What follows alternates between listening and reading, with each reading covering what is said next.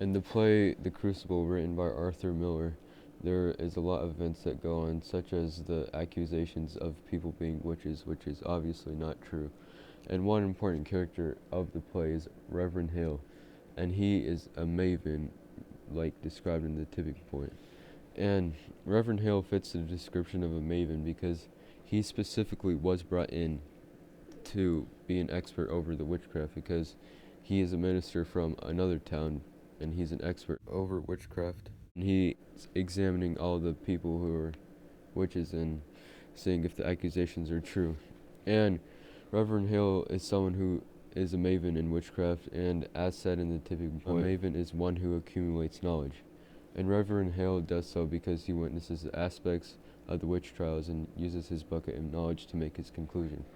The background represents Reverend Hale because it is a library and that represents knowledge, and he is a maven. And also, he relates to Roger Horcho in The Tipping Point.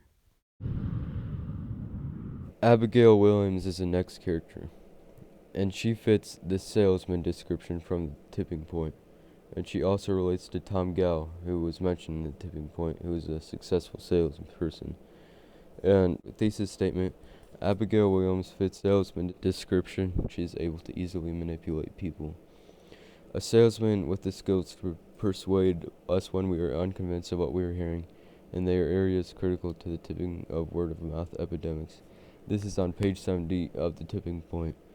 Abigail Williams convinced many people by how well she acted during the whole event, and she also used fear and, like earlier said, her convincing to sell the idea of witches in Salem to everyone. Abigail is represented as many people because she convinces nearly the whole town of Salem, and this bunch of people crowded together represents the people of Salem during the Salem witch trials. So practically that is why the picture is of a huge crowd, because she used mass hysteria.